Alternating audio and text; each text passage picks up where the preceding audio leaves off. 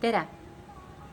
Täna tahan sulle rääkida kahest põnevast seadusest elus, mis toimivad suurepäraselt ja millest on mida on päris pikalt psühholoogid uurinud, et miks ja kuidas need asjad toimivad. Ma ei hakka siin teooriat rääkima, ma tahan rääkida sulle hästi praktiliselt, et kuidas sa oma ellu saaksid viia muudatusi. Me oleme niimoodi loodud, et ega me selleks, et ellu jääda, peame me tegema asju täpselt nii, nagu me oleme siiamaani teinud. Ja seda tulevikku luua ei olegi nii väga kerge, sest meie mõistuse tasandil me tahame luua täpselt samasugust tulevikku, nagu meil oli minevik. Nüüd aga, kui tõsiselt asi käsile võtta, siis on kaks sellist lihtsat reeglit, ma kirjutan siia video alla ka, millest võiks natuke rohkem teada ja mida võiks siis rakendada, kui huvi on. Esimene reegel oleks siis see, et oled ehk tähele pannud, et mõned inimesed räägivad, et kui ma saan sellise hariduse, kui ma lõpetan kooli ära, siis ma hakkan töötama selle valdkonna peal. Või siis, et näiteks juhul, kui ma leian endale kellegi, kes minuga koos trenni tegema hakkab, siis ma hakkan trenni tegema, raudselt iga päev hakkan trenni tegema. Reaalsus on aga see, et selleks, et muutus toimuks, tuleks alustada lõpust ja tulla algusesse. Ehk siis alusta juba täna tööd mingilgi moel sel teemal, mida sa õppida tahad või mida sa õpid või mis pabereid sa tahad saada. Ja siis sa saad need paberid ja õpingud palju kiiremini tehtud. Või siis ole hea ja alusta juba täna ja praegu treeningut. Ole ise see, kes on esimene, kes treenima hakkab, sellepärast et siis on suht tõenäoline, et sa sealt samast treeningust või kuskilt mujalt leiad inimese, kes treenib. Kui ma leian endale saleta naise, siis ma hakkan ka dieeti pidama. Mis sa arvad, et sale naine vaatab sind? Pigem hakka dieeti pidama, saa saledaks, küll sa siis saad saleda naise ka. Põhimõte on siis, et me pöörame ümber selle, et juhul kui juhtub nii, siis mina teen nii. Me teeme nii ja siis juhtub nii. Ehk siis see väikene trikk. Oi, kuuled, kuidas kukk kireb. Kohas kirevad kuked 24/7, nii et ei tasu erutuda ja see on, lisaks sellele on see võitluskukk, nii et nendel vist on lubatud karjuda ööpäevaringselt. See võib olla mingi tõuomadus. Ahaa. Nii, ja siis teine asi, millest ma tahtsin sulle rääkida, on see, et juhul kui sa õpid ära sellise väikse reegli, et kui sa tahad elus ükskõik mis muudatus sisse viia, siis sa ei saa seda käitumist muuta ennem endas, kui sa oled muutnud ära uskumise. Ehk siis kõigepealt tuleb ära muuta see, millesse sa usud ja sinu suhtumine ja käitumine tegelikult muutuvad päris automaatselt.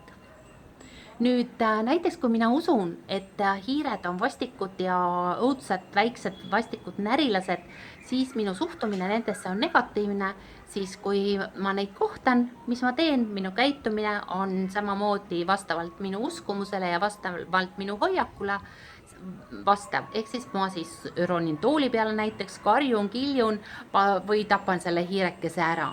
Või aga ma usun, et hiired on toredad, nunnukesed, armsad elusolendid, minu arust nad ka on, siis minu suhtumine nendesse on positiivne ja kena ja lisaks sellele siis ma käitun ka vastavalt oma uskumusele, vastavalt oma hoiakule ja ma armastan hiiri, ma ei erutu nende peale, kui ma neid näen, pigem vastupidi, ma teen kõik endast oleneva, et need hiired ellu jääksid ja kui nad on toas, et nad siis ka õue saaksid. Nüüd suhtumine tuleks siis, ma panen paremini kaamera, käsi valutab juba kaamera hoidmisest, ma olin natukene laisk ja ei viitsin stabilisaatorit võtta ega ka jala peale panna, seda mõtlesin, et teen hästi eksprompt ühe väikse video. Nüüd, kui sul õnnestub ära muuta uskumine, see, mida sa millestki usud, siis õnnestub sul ära muuta ka suhtumine ja käitumine. Nüüd, kui sa tahad hakata vähem sööma, siis mõtle, mida sa usud, et sa nii palju sööd. Või siis, nii nagu paljudel koolitustel ehk oled kuulnud, et tuleks ära leppida iseendaga nii, nagu sa täna oled, ja siis tuleks hakata kujundama endale uut minapilti. Ehk siis, milline sina soovid olla.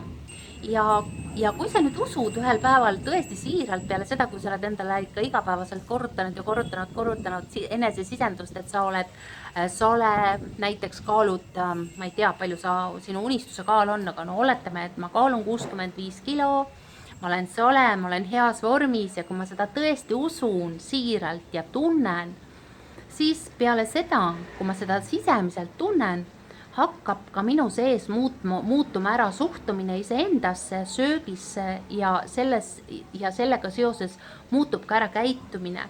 See, kuidas ma liigun, see, kuidas ma toitun, see, kuidas ma käitun, kõik see muutub.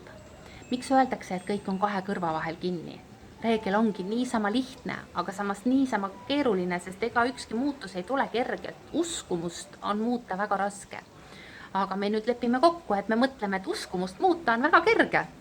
Ja siis muudamegi. Kui sa tahad midagi elus muuta, siis vaata, mis sa sellest asjast usud, mis sa selle asja kohta usud ja siis muuda ära.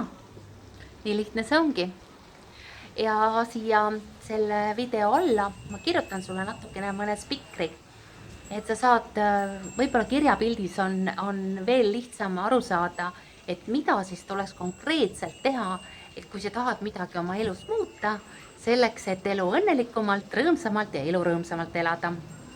Aga muutusi ei pea absoluutselt tegema, kui sa oled õnnelik nii, nagu sa oled täna ja praegu. Nii et ela siis edasi täpselt nii, nagu sa oled, kui sa ei vaja muutusi. Lihtsalt huvitav teada, et sellised 2 vahvad reeglit on olemas. Nii et loe alt siis lisa, et ma annan sulle infot. Bye bye, head aega! Kohtumiseni!